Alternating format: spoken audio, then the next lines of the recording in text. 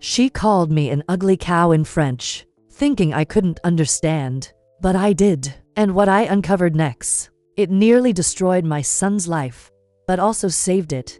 In this unbelievable true story of love, lies, and a mother's unshakable instinct, you'll follow a journey of betrayal so deep it reached across continents, and a redemption so powerful, it could only be forged in heartbreak. If you've ever wondered how far a parent would go to protect their child, or if you've ever trusted someone who turned out to be a stranger in disguise, this story will grip you from the first word to the very last. Don't forget to like, subscribe, and turn on notifications so you never miss a story that could change how you see the world. And let us know in the comments, have you ever been lied to by someone you loved? I never imagined that a single dinner would change everything. But on that crisp October evening in Austin, when my son brought home his French fiancée, I sensed the air was charged with more than polite introductions and soft laughter. Something about Camille Dubois struck me immediately, but not in the way she intended. The leaves outside rustled in the breeze as we sat down to dinner, the soft glow of lamps casting shifting shadows across the table. I had spent days preparing this meal, hoping to make a good impression. After so many disappointing relationships, after girlfriends who barely looked up from their phones when they entered our home, I dared to hope that David had finally found someone who belonged not just to him, but to us. When the doorbell rang, I smoothed my dress and took a deep breath. David opened the door, his face radiating a happiness I hadn't seen in years. Behind him stood Camille, slender, poised, with that ineffable French elegance that seems to transcend explanation. Her hair fell in soft waves. Her eyes were bright and intelligent. Her smile, well, it could thaw the coldest heart. She stepped forward in heels, held out her hand, and said, "Mrs. Thompson, what a pleasure to finally meet you." She grasped both my hands gently, her accent soft and lilting, not so heavy as to be distracting, but unmistakably French, classy, foreign, enchanting. "David has told me so much about you," she continued, her voice smooth and warm. "I've looked forward to this moment for weeks." Her eyes flickered just briefly toward David and back at me with a shimmer of affection. For a moment, everything seemed to slow. The clink of silverware, the hum of the kitchen, even my own heartbeat. I invited her in, and she stepped over the threshold as though she were meant to be here. I didn't hesitate to hug my son that hardly felt sufficient to welcome this beautiful woman into our world. As we settled around the table, I noticed how she glanced at the framed family photos on the mantel. The way she paused, gentle curiosity in her gaze, something about it felt sincere. She asked about the photos, recollections of family vacations, my late husband, the children growing up. She praised little details, how my grandmother's heirloom china matched the dining room, how I had chosen that painting just so. I appreciated her tact, her attentiveness, her measured interest. She never rushed, never glanced at her phone, never checked her watch. She just listened and she smiled. When dinner was served, she made it a point to say how delicious everything was, how much she admired the flavors, and helpfully offered to pass the bread or pour the wine. When David fussed over helping her, she laughed softly and raised her hand. "No, thank you. Please, you enjoy your meal. You've done so much already." She had the perfect balance, graceful, warm, modest. David leaned over her, proud, and said, "Camille speaks 5 languages fluently and she's been kind enough to teach me French." He squeezed her hand. "Though I'm hopeless at it." She laughed, a melodic sound, bright and inviting, and the table relaxed further. Her English was impeccable, but when she sprinkled a few French phrases, mon cher, bien sûr, lightly into conversation, it sounded romantic, harmless, just enough foreign mystery to enchant rather than alienate. All around me, the evening hummed with warmth. David's excitement was contagious. I found myself loosening up, laughing, enjoying the moment. I thought, finally, the boy I love has found someone worthy of his heart. Someone with intelligence, with depth, with a gentle curiosity about family and history. Someone who might actually stay. Yet in that soft, charming glow, a tiny voice in my inner ear whispered, "Trust, but watch carefully." Because tonight, I was watching more than Camille. I was watching every inflection, every micro expression, every pause. She told us about her upbringing in France, how her childhood was modest but infused with art and language, how she dreamed of life in America, how she admired the way we valued family and tradition here. She talked about traveling, learning, connecting people. She painted a picture of a woman who'd overcome small-town limitations to cultivate a sophisticated spirit. And we believed her. Yet beneath those polished stories, I felt uneasy. There was something too perfect, something rehearsed. The way she complimented, not too much, never too little. The way she touched my arm, leaned forward, tilted her head just so. A choreography of charm. Her gaze held steady when she spoke to me. But I caught a moment or thought I did where her eyes flickered just beyond me, as though she were scanning the room, assessing the property, measuring the distances. A detail. Maybe nothing. As dessert plates were brought, we leaned back, the conversation winding through hopes and dreams, the festive air of holiday season ahead. Camille praised the decorations, asked about our traditions, spoke gently about meeting parents soon. She sounded excited. She sounded genuine. When the evening wound down, I watched David walk her to her car. They embraced tenderly, whispered something, and she gave him a radiant smile. He walked back to the house, face glowing, utterly in love. I stood by the window, watching them disappear into the night. My heart filled because I wanted to believe tonight confirmed all the hope I'd held onto for so long. But as the door closed behind them, I sensed the real story was just beginning. Little did I know. The charming French accent, the sincerity in her eyes, the delicate dance of compliments, each was a carefully stitched mask. And by the time morning came, I would know the name she had called me behind my back, in a voice she believed I could never understand.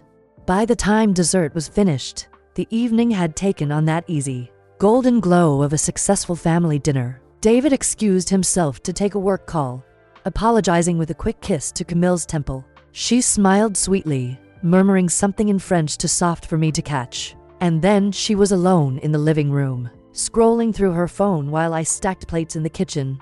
I remember humming to myself, trying to keep the mood light as I loaded the dishwasher. Everything smelled of coffee and apple pie. The air felt warm and heavy, as though the house itself was holding its breath. I could still see Camille through the doorway, poised on the sofa, legs crossed just so, the glow from her phone lighting her face.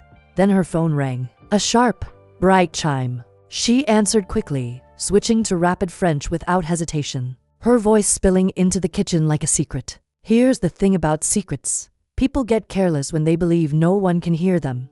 I froze, my hands wet from rinsing a plate. For a heartbeat, I thought about stepping out, announcing myself, making noise. But curiosity, no. Instinct kept me quiet. I've always believed the smallest moments reveal the largest truths. Oui, maman, Camille said, her tone shifting from charming to clipped. The words poured out of her like water over stones, smooth and cold. She seems harmless enough. Older, clearly desperate to keep her son happy. She'll be easy to manage once we're married. The words hit like ice water down my spine. I knew enough French to translate every syllable. The plate trembled in my hands. Camille laughed, a sound I just an hour earlier thought was so musical. Now it rang hollow. The house is bigger than David described, she went on. And yes, there are definitely family assets to consider. His father left them very comfortable. Comfortable. Assets. Manage. Words chosen like tools. I forced myself to keep moving, stacking plates as though nothing was wrong. My French might be rusty, but 4 years working as an au pair in Lyon during college had left me fluent enough to follow every calculated sentence. Don't worry, Camille said lightly. I've already started working on the inheritance angle. Americans are so sentimental about family legacy. It won't be difficult. My stomach turned. I wanted to shout, to burst into the living room and confront her, but my body wouldn't move. Instead, I wiped my hands and kept listening. David is perfect for this, she continued. Naive, generous, and completely infatuated. The green card will be simple once we're married, and the divorce even simpler once I have what I need. 2 years maximum. Then I'll be free to return to Paris with American citizenship and enough money to live exactly as I choose. The words blurred for a second as a plate slipped from my numb fingers and shattered against the tiled silence from the living room. Then footsteps. Mrs. Thompson, are you all right? Camille appeared in the doorway, her face a mask of concern. The perfect fiancé again, soft voice, worried eyes. I swallowed hard. Just clumsy, I managed, kneeling to collect the pieces. These old hands aren't what they used to be.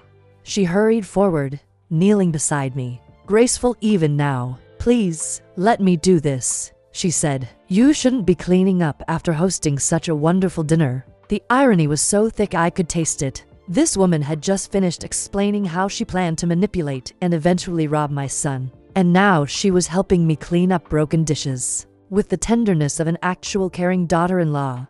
I have much experience with cleaning, she added with a self-deprecating laugh. I worked in hotels in Paris before meeting David. Very humbling work, but it taught me to appreciate when others make effort for me. Another lie delivered with such sincerity that I almost believed it. Myself. Almost. David returned from his call just as we disposed of the last shard of porcelain. Sorry about that, he said, surveying the scene. Crisis at the site, but it's handled now. He beamed at us like a proud host. Look at you two already acting like family.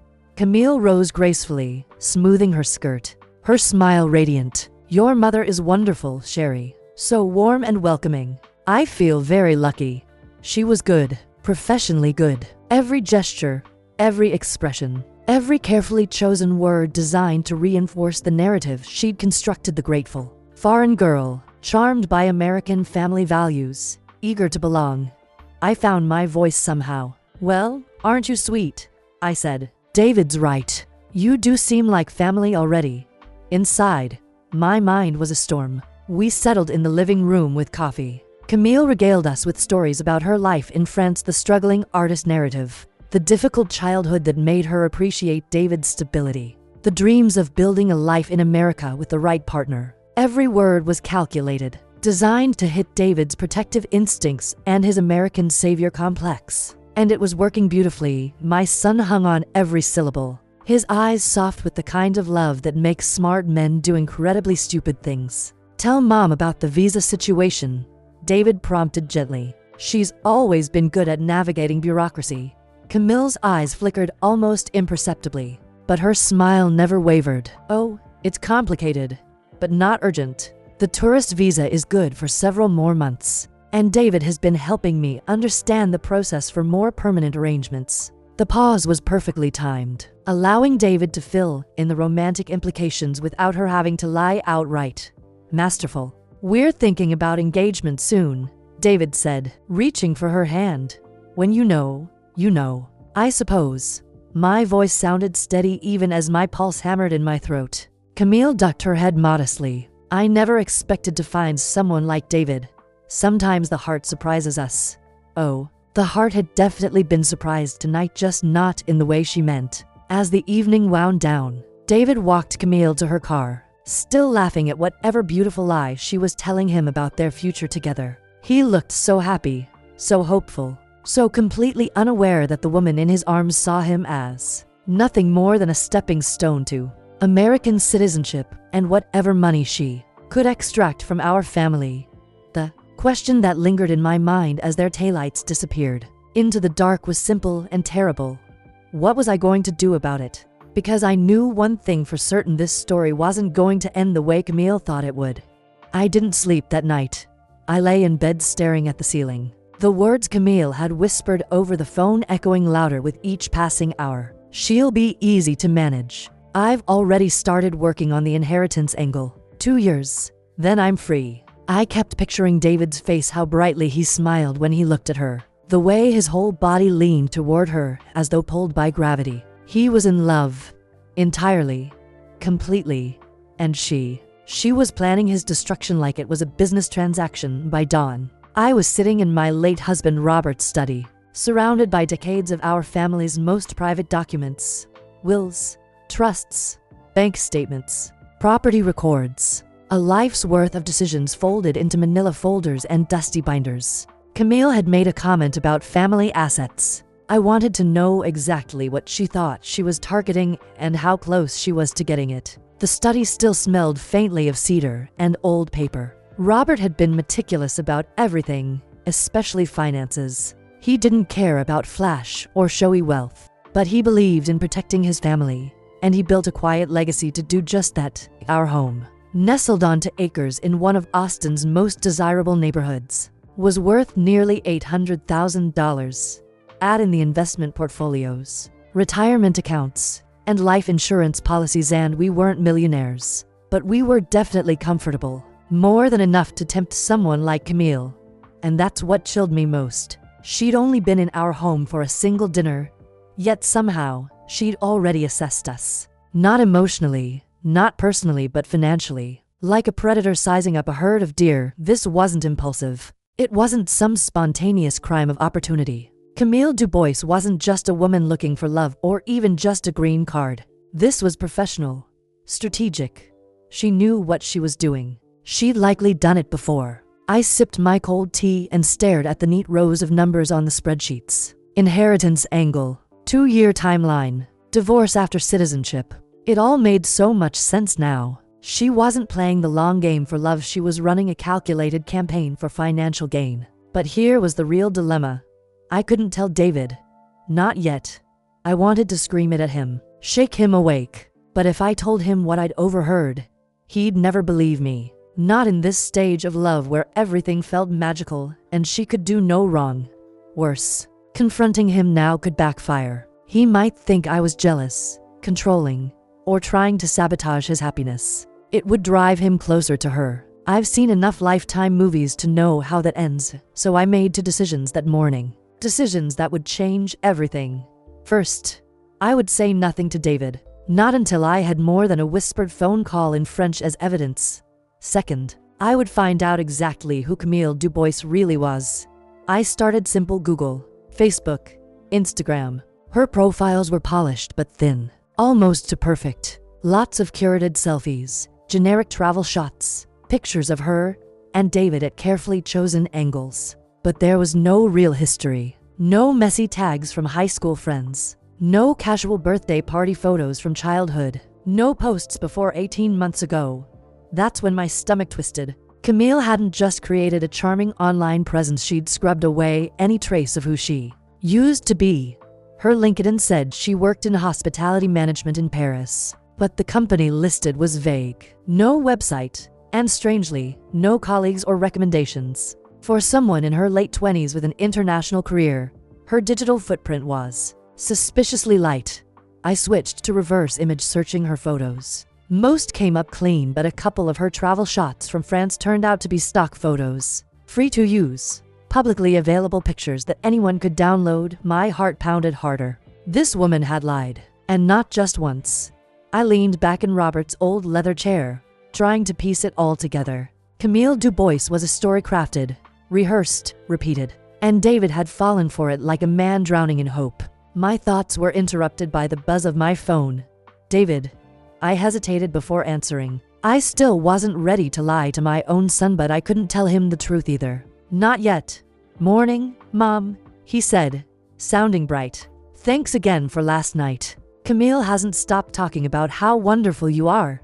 I managed a smile, even though he couldn't see it. She's lovely, sweetheart. I can see why you're so taken with her. We're thinking about proposing soon, he said, a little nervous, a little excited. Maybe at Christmas. 2 months away. That's wonderful news, I said, doing mental calculations. If they married quickly after the holidays, she'd file for a green card by spring. 2 years later, she'd qualify for permanent residency. 2 more, full citizenship. Then the divorce carefully timed to maximize her take from community property. 4 years. That's all she needed to walk away with half of what David had, and everything he believed in. Mom, you still there? Sorry, darling. Just thinking about how happy this makes me. It was a lie, and yet, it came easier than I expected. He talked about the proposal, about the ring, about her parents coming to visit next month, and I listened. I asked gentle questions. I played the part of the supportive mother, but inside, something new had settled, an icy calm, because now I knew what I had to do. Not just to protect my son, but to expose Camille for exactly who she was. After that night, everything Camille did felt like a performance, and I couldn't unsee it. Every smile, every polite nod, every carefully phrased compliment. It was all too perfect. And the more I watched her, the more I realized she wasn't just fooling David, she was auditioning for our family, and she was winning the role. Over the next few weeks, Camille became a regular fixture in our home. She brought pastries from that new French bakery downtown. She helped me rearrange my spice cabinet with gentle, almost daughterly suggestions. She asked me for my chili recipe. She laughed at my jokes. She even brought a small bouquet of lilies to place beside Robert's photo one evening, whispering, "I wish I could have met him." David speaks of him with so much love. It was subtle, masterful, a slow infiltration of warmth, sincerity, vulnerability, and it was working. David adored her. He would look at her the way he used to look at his childhood dog in questioning trust. Unconditional love. He didn't see the calculation in her gaze, the measured way she'd time her affection, or how her stories always circled back to themes of struggle and gratitude. She'd tell us about her tough upbringing in Marseille, a father who worked too hard, a mother who worried too much, a town that offered no real future. She'd explain how hard she'd worked in hospitality, moving from hotel to hotel, learning from the ground up, dreaming of more. And now, with David, she'd finally found stability. She finally felt safe. She even cried once, just a few delicate tears, while telling us how grateful she was to be part of a real family. David had held her hand the whole time, eyes shining. And me. I nodded, smiled, handed her tissues. But my thoughts were somewhere else entirely, because I'd heard the truth. 2 years, then I'm free. And yet here she was crying at my kitchen table. The duality was maddening. How easily she could switch masks. How effortlessly she became whoever we needed her to be. Even I found myself second-guessing, wondering if maybe, just maybe, I'd misunderstood that phone call. Maybe the stress had warped my perception. But then she'd slip, not in words but in details. A story about a childhood friend would contradict a previous one. She'd mention working in Paris, not Marseille. She claimed to hate seafood, then praised a bouillabaisse David made. Small cracks, almost invisible, unless you were looking. And I was looking. I remember one evening clearly. We'd just finished dinner, and Camille had offered to wash the dishes. David protested, of course, but she insisted. "It's the least I can do," she smiled. "You've welcomed me like family." I stood beside her, handing her the soap as the water ran. Her sleeves were rolled up, her earrings glinting under the kitchen lights. She hummed an old French tune deliberately. I thought, probably knowing I wouldn't recognize it. But I did. La Vie en Rose, Edith Piaf. Only, she got the words wrong. My heart clenched. Any French woman over the age of 5 would know the lyrics by heart. It was like an American butchering Twinkle Twinkle Little Star. Not impossible, but very unlikely. "You like Piaf?" I asked casually. "Oh yes," she said without missing a beat. "She reminds me of my grandmother." But the smile didn't reach her eyes. Later that night, after she left, David pulled me aside. "She really likes you, Mom," he said, grinning. "She says you remind her of home." I smiled gently. "And what does home mean to her, exactly?" He shrugged. "Warmth, comfort, belonging." I said nothing. What could I say? I didn't want to destroy him, not yet. I still had no proof. Just instincts. Just the memory of that cruel, calculated phone call and a growing mountain of inconsistencies. I needed more. A week later, David asked if I'd like to meet Camille's parents. "They're coming to visit from France next month," he said excitedly. "Camille really wants them to meet you before we get engaged." Of course she did. Meet the Marks family, charm the parents, establish herself as the perfect future daughter-in-law. Then engagement, marriage, green card, and eventually, the quiet, clean exit. It was textbook. That night, I sat by the window with a glass of wine, watching the shadows stretch long across the yard. Camille was weaving a perfect story. And David, he was already lost in it. But she'd made one fatal mistake. She'd let me hear the truth too early. Now, I had time. Time to watch. Time to prepare. Time to burn her entire narrative to the ground. I picked up my phone and stared at the contact list. It was time to call someone who knew how to deal with women like Camille, someone who'd spent years navigating the shadows of immigration paperwork, visa loopholes, and international red flags. My niece Claire. She worked for the State Department. By the time I picked up the phone to call Claire, I wasn't angry anymore. I wasn't even scared. I was focused. This wasn't just about Camille. It wasn't even just about protecting David from a broken heart. It was about protecting the decades of love, sweat, and sacrifice my husband and I had poured into building a life. One Camille planned to siphon off with a designer smile and a forged accent. Claire was the youngest daughter of my sister, sharp as a razor. No nonsense. With a law degree she barely used because she found international bureaucracy more intellectually satisfying.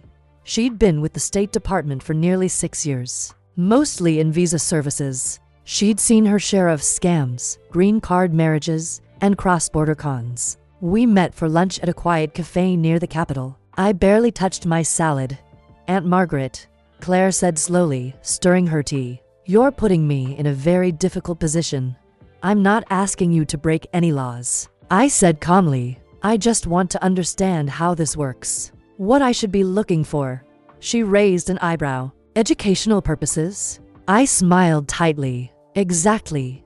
Claire laughed dry, amused, and not entirely convinced. "This wouldn't have anything to do with David's mysterious French girlfriend, would it? You always were too smart for your own good." She leaned back in her chair and crossed her arms. "Tell me everything." So I did. I told her about the dinner, the overheard phone call in French, the inheritance talk, the cold, calculated timeline, the lack of digital history, the too perfect personality, the missteps, the wrong lyrics, the inconsistencies in her backstory, the emotional manipulation. Claire didn't interrupt. She listened, her eyes narrowing just slightly with each new detail. By the end, her tea had gone cold. "There are red flags," she said finally. "A lot of them. The background seems thin. The timeline is aggressive. And honestly, the whole story reads like a textbook case of marriage fraud." "There's a textbook?" I asked. "Oh, honey," she said, pulling out her phone. "There are entire manuals." She opened a government training site and scrolled to a checklist. Indicators of potential immigration fraud. We went down the list. Together, fast-moving relationships with plans for marriage. Within 6 months of meeting, limited social media presence or recently created profiles, no documented connections to family or long-term friends, financial motivation, emotional manipulation of the American partner, inconsistent personal background, carefully curated life narrative designed to appeal to rescue instincts. Camille checked every single box. "Here's the thing," Claire said, voice lower now. "We see this a lot. The only difference is the level of polish. The more sophisticated the scam, the more believable the story. So, what do I do?" She was quiet for a long moment, then said, officially, "Tell David to slow down. Visit her family. Ask questions. But unofficially, document everything. Every lie. Every inconsistency. Because if she's done this before, there will be a pattern. There are always traces." I nodded slowly. "You think she's done this to someone else?" I'd bet money on it. We finished our lunch with little appetite and heavy hearts. As Claire walked me to my car, she paused and added, "If you're going to dig, Aunt Margaret, dig legally. No fake accounts. No traps. If she's dirty, the paper trail will speak for itself." And that's when the plan started forming. That night, I couldn't sleep again, but instead of lying awake, I opened my laptop and started digging deep.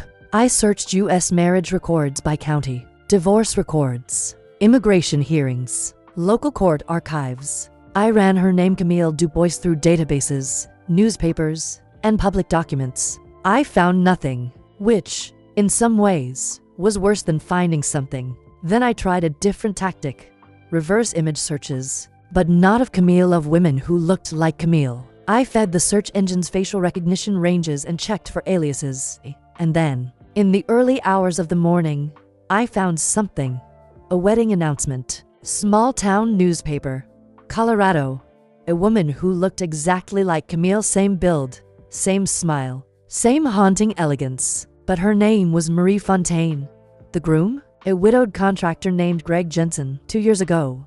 divorced after 18 months. The article was full of praise. He described Marie as a gift from heaven, said she brought light back into his life. I kept digging. 6 months before that, Nevada. A woman named Isabelle Martineau, another perfect French woman, married a retired firefighter. Same smile, same backstory. Divorced in under 2 years. Substantial alimony. 3 identities. 1 face. My fingers trembled as I closed the laptop. This wasn't just a clever woman looking for opportunity. This was an operation, and David was her next victim. But not if I had anything to say about it. I picked up my phone and made 3 calls. First, to Claire with an update she didn't want but needed to hear. Second, to my attorney to quietly protect what remained of Robert's legacy.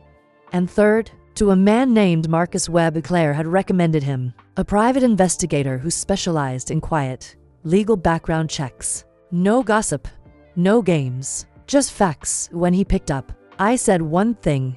I need to know everything about a woman named Camille Dubois, and I need it fast, because the clock was ticking, and Camille wasn't the only one capable of playing a long game. Marcus Webb did not look like the kind of man who exposed con artists for a living. He showed up at my house in khakis and a button-down shirt, with neatly combed hair and wire-framed glasses that made him look more like a tax accountant than a private investigator. But the moment he spoke, I understood why Claire had recommended him.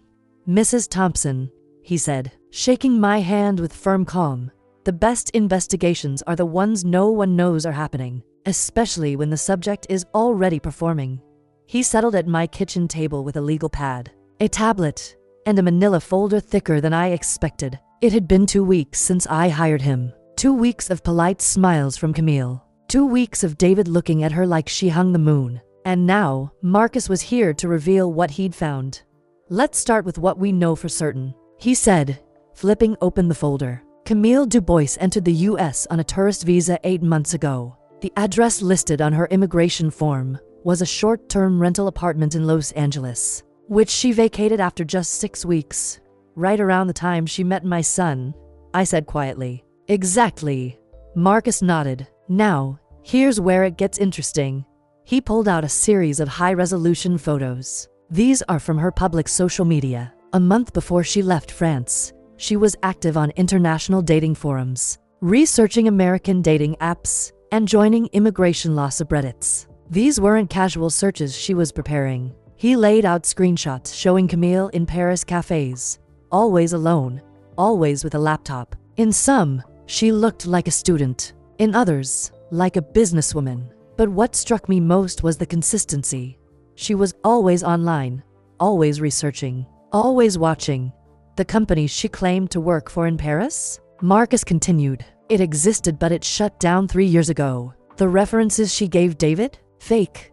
I called all 3 numbers, each routed to pre-recorded voicemail services. One of them even had a French accent that sounded like it came from a high school theater program. I laughed short, bitter. "So she built a life from scratch." He nodded. "But she didn't build just one."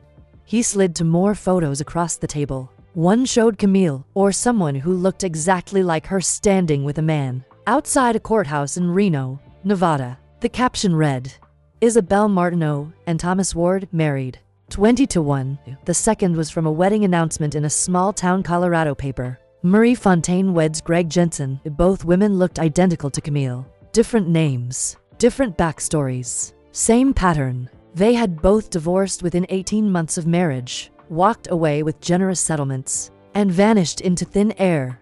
"How many identities?" I asked, barely recognizing the sound of my own voice. "We've confirmed 3, Marcus said, "but the pattern suggests more. These are just the ones she didn't erase perfectly." He pulled out a timeline and pointed to a narrow 2-year window. "Her MO is almost surgical. She targets emotionally vulnerable men, usually recently divorced or widowed, builds a romantic narrative, moves quickly toward marriage, and files for permanent residency as soon as the wedding license clears. And then she starts creating distance, arguments, control, isolation from family, and finally, a clean break once she has what she wants: citizenship and a share of assets." My hands clenched on the edge of the table. David doesn't know any of this. He only knows what she's told him, which is a carefully constructed fiction.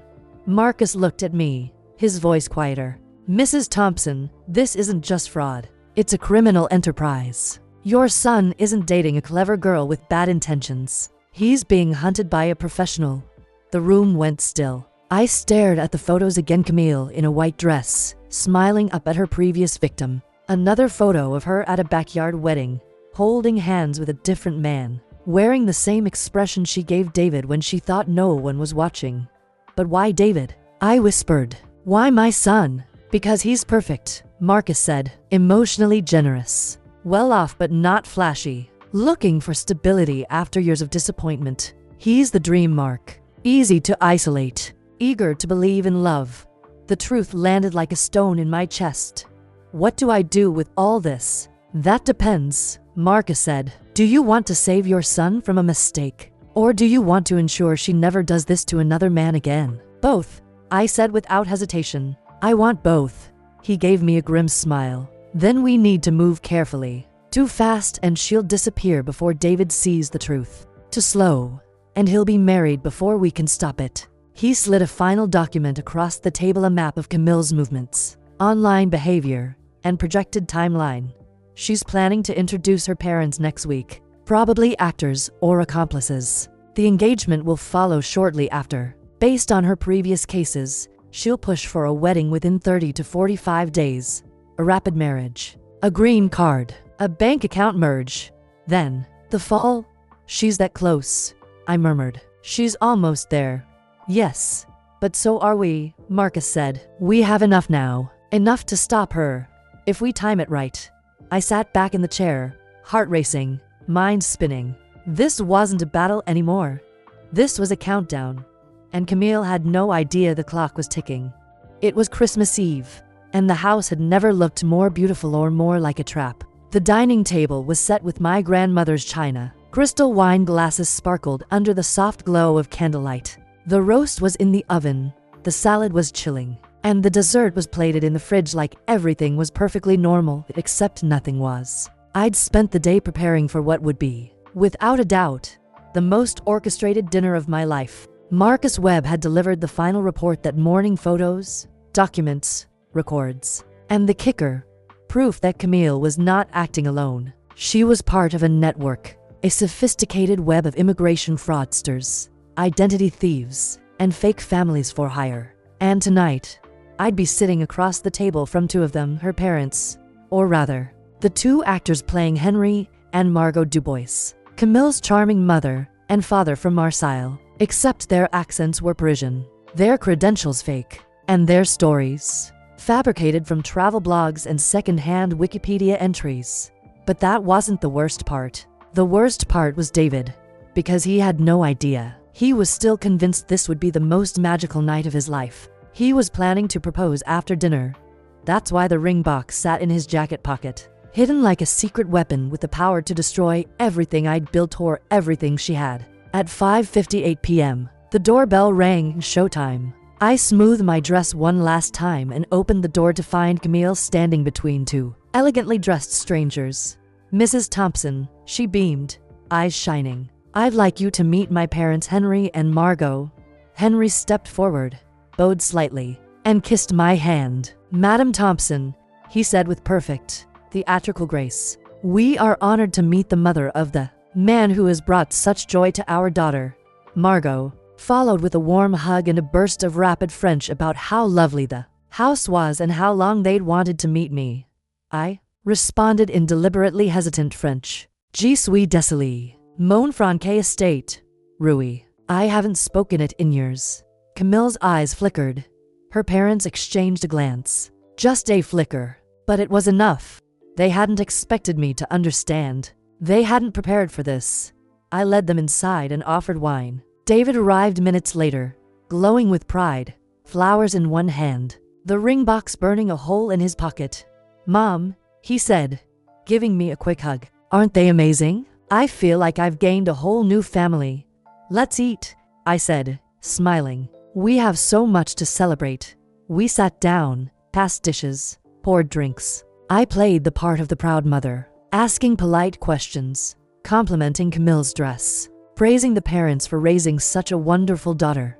But I was listening, carefully. Henry's stories about teaching were vague, always starting with in France. Education is very different, but never mentioning a single specific school. Margot talked about working in local government, but when pressed, contradicted her own job title twice in the same conversation. More telling than anything were the moments they slipped when they spoke to each other in French. Forgetting I could follow.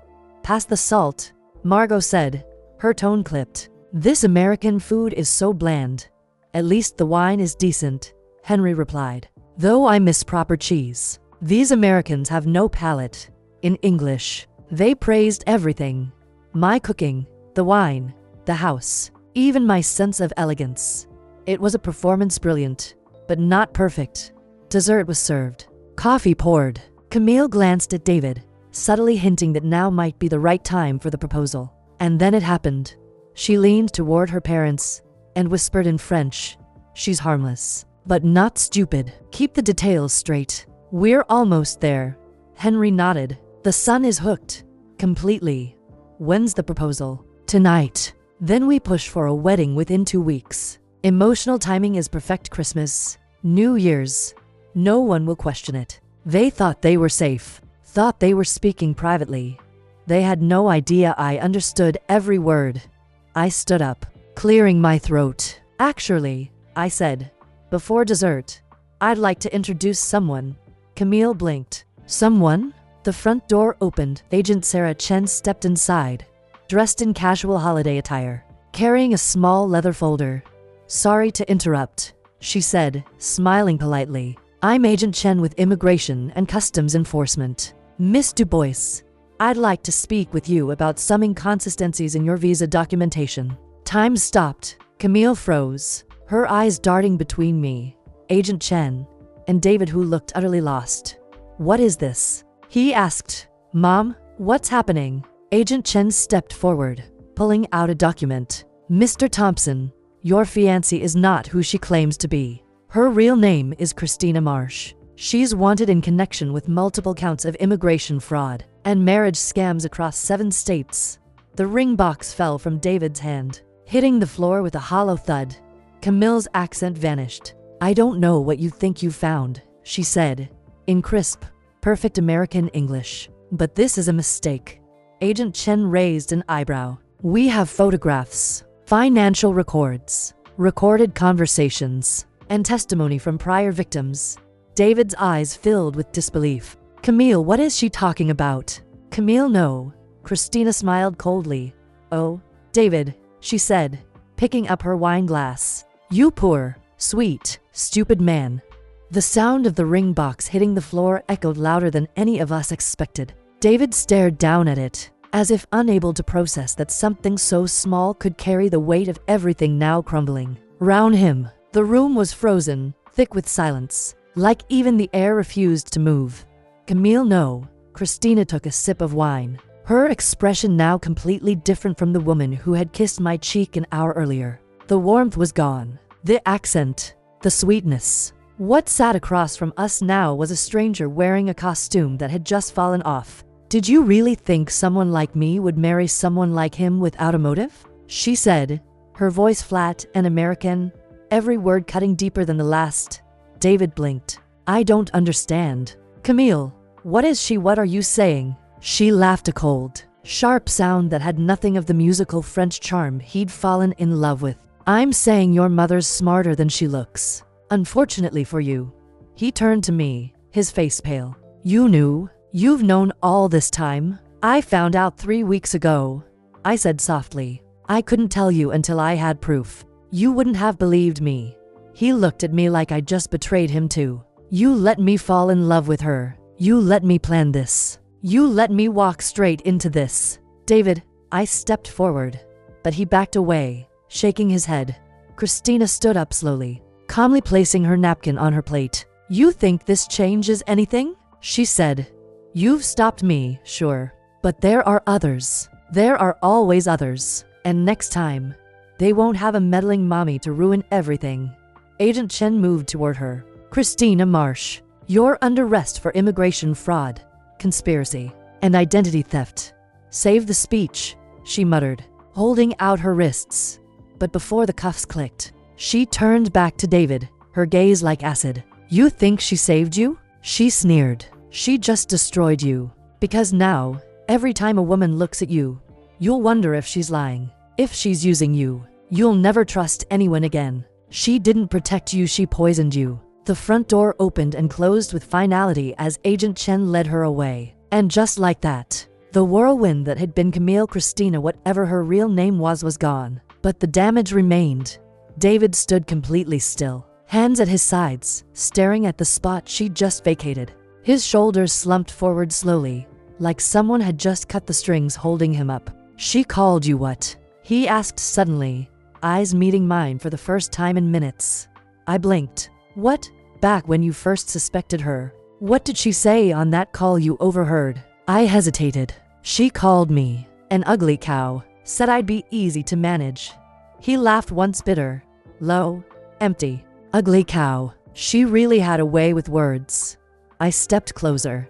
David, please. I didn't want to hurt you. I wanted to protect you. But I knew you wouldn't believe me without proof. And what? He snapped. You decided humiliating me at Christmas dinner was the best way to do that. My voice caught. I thought the timing would make it impossible for her to escape. You made me part of the trap. His words were quiet now, and somehow that hurt more than shouting. You let me sit there with a ring in my pocket while she played me like a fool. In front of my entire family. I reached out. David, I'm so sorry. He stepped back again. I need space. Please. Don't. I love you, Mom, he said, eyes glassy. But I can't be around you right now. Every time I look at you, all I'll see is this.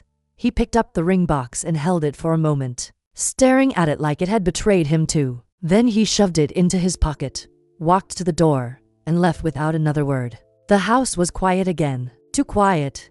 The table still looked beautiful. The food untouched. The candles still flickered like nothing had happened. But something had happened. Something irreversible. And I didn't feel victorious. I felt empty. I had won. But at what cost? Later that night, as I stood in the kitchen washing dishes no one had eaten off of, I remembered something Christina said as she was being let out. Don't you want to know about the real Camille Dubois? At the time, I thought it was just another cruel dig, another twist of the knife. But what if she wasn't lying? What if the identity she'd stolen belonged to a real woman? A woman whose name and story had been used without permission? What if that woman's life had been destroyed just like my son's? I dried my hands and walked to my desk. It was time to call Marcus again. Because this wasn't over. Not yet. 2 months had passed since Christmas Eve. 2 months since my son walked out of my house with a broken heart, a shattered illusion, and his grandmother's engagement ring tucked into his pocket like a reminder of everything he'd lost. We'd spoken only twice since then, brief, distant conversations that sounded more like calls between strangers than a mother and son. He said he was fine. I didn't push. I knew better than to expect healing on my timeline.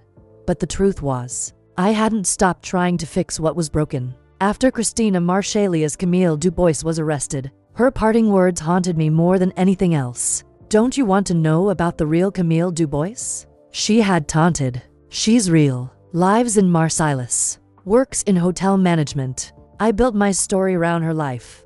At first, I thought it was just another manipulative jab. But curiosity got the better of me. I asked Marcus Webb to dig deeper. Not for revenge. Not even for closure. But because if there was a real Camille, an innocent woman whose identity had been stolen and used to wreck lives, she deserved to know.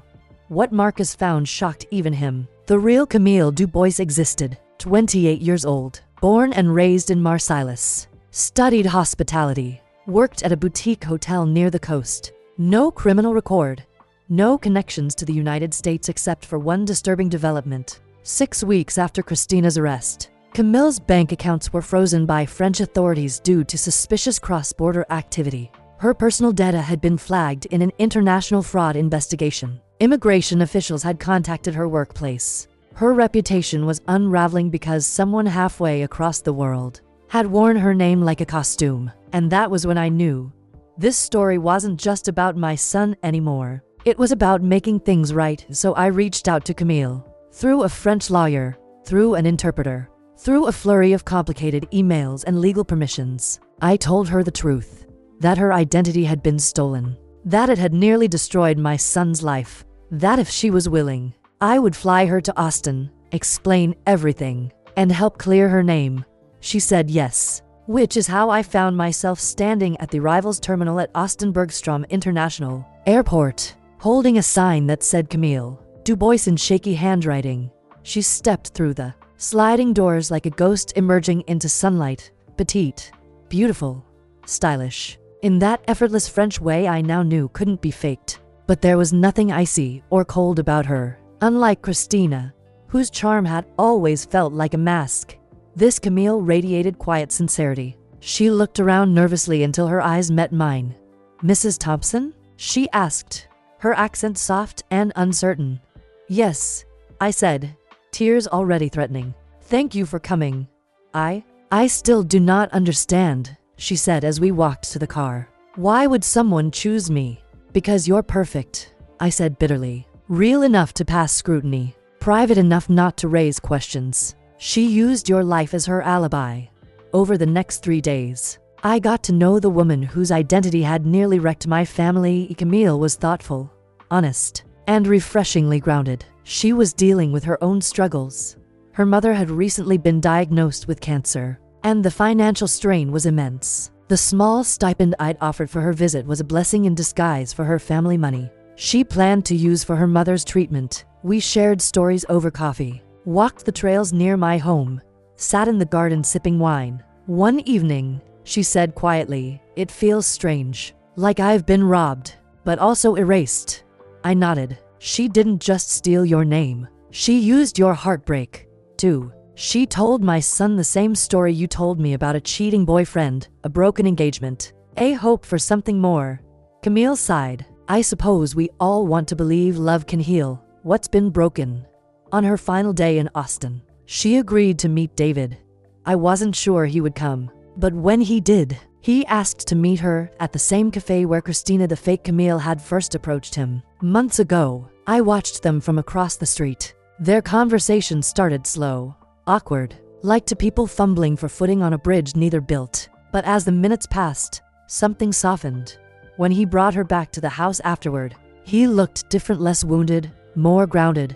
"She's nothing like her," he said to me, quietly. "Everything that felt fake before. It's the opposite with Camille. She's real." "What does that mean for you?" He shrugged. "It means I want to take my time. No promises, just possibilities." That night, as I watched the real Camille prepare for her flight home, I felt something I hadn't in months: hope, because sometimes the damage left behind by a lie can only be healed by the truth. And this time, we finally had it. 6 months later, a letter arrived in the mail, thick, ivory cardstock, embossed in elegant gold script. It was a wedding invitation. I held it in my hands for a long time before I opened it, reading the name on the envelope over and over. Mrs. Margaret Thompson. Inside was a note written in both French and English, each line filled with grace and quiet joy. "David and Camille invite you to join us for a celebration of love and renewal. The ceremony would be held in a small vineyard in Provence, surrounded by olive groves and rolling hills, with a guest list so intimated barely filled a page. Not Christina, not the woman who had tried to rob us blind and tear our family apart, but Camille, the real Camille, the one who had nothing to gain and everything to lose by showing up in my life. And she had done so with more courage than most people I knew. After David returned from his short visit to Marseille, where he'd spent a quiet week walking the same streets that Christina had pretended to come from, something changed in him. He wasn't magically healed. He didn't come back full of romantic declarations or impulsive plans. He came back steady, thoughtful, quiet in a different way. One night, over dinner, he told me the truth. "I'm not ready for something serious yet," he said, pushing his plate aside. "But Camille and we're staying in touch. She's not chasing me. I'm not chasing her. We're just building something slowly." I didn't ask for details. I didn't pry. After everything that had happened, I knew trust wasn't something I could demand. It was something I had to earn back, piece by piece. "Are we okay?" I asked, after a long silence. He looked at me for a moment, his expression unreadable. Then he nodded. We're getting there. But next time, if there is a next time, you have to trust me with the truth. Even if you think I won't believe you. Especially then. I promise, I said. And I meant it. Because I'd learned something far more humbling than I expected. Sometimes, in our effort to protect the people we love, we end up hurting them worse. I had orchestrated a dramatic reveal thinking it would save David pain. And maybe it had saved him years of manipulation and financial ruin. But it had also shattered something fragile. His trust in me. And trust is so much harder to rebuild than love. But over the next few months, we found our rhythm again. He came over more often. We cooked together, talked about everything and nothing. Occasionally, he'd mention Camille in passing, a funny email she sent, a book she recommended, a virtual tour they'd taken together of an art gallery in Paris. And each time, the shadow of Christina faded just a little more. By the time the wedding invitation arrived, I wasn't surprised. I was ready in Provence. The sun rose golden over the vineyard, painting the sky in soft blush and lavender. The ceremony was simple, intimate, honest. Camille wore a pale blue dress, soft and flowing, not white, because they both agreed this wasn't about fairy tales. This was about truth, about choosing each other fully, eyes open, heart scarred but still willing. David looked at her like she was real, because she was. As they exchanged vows under a canopy of olive branches, I found myself crying, not because I was sad or afraid, but because this was what love was supposed to be. Messy, imperfect, hard-earned. When it was my turn to speak, I stood slowly, my hands trembling slightly as I raised my glass. To my son, I said, who has always had more heart than he knew what to do with. And to Camille, who stepped into a storm she didn't cause and brought calm, not chaos. They both smiled. David took Camille's hand and held it tightly, the way he had once held someone else's. But this time with something deeper in his eyes. This time, it wasn't infatuation, it was understanding. After the wedding, Camille pulled me aside. I don't know if I would have come to America if you hadn't written to me, she said. You gave me a chance to reclaim something that was taken. You gave me something too, I replied. What's that? A second chance. With my son, she smiled. We're all rebuilding something. And she was right, because in the end, this wasn't a story about fraud, or revenge, or even justice. It was a story about what happens after the fire when the smoke clears, and you realize you're still standing. It's about the choices we make when everything falls apart, and the courage it takes to trust again, even when every instinct tells you not to. David once told me that Camille wasn't like anyone he'd ever met. I think he was right. But the truth is he isn't either. He came out the other side of a con that would have broken most people. And instead of building walls, he chose to build something new, something better. And I will spend the rest of my life being proud of him for that. Sometimes, the greatest betrayals don't come with slammed doors or angry words. They come wrapped in charm, promises, and perfectly practiced smiles. But this story didn't end with heartbreak. It ended with truth.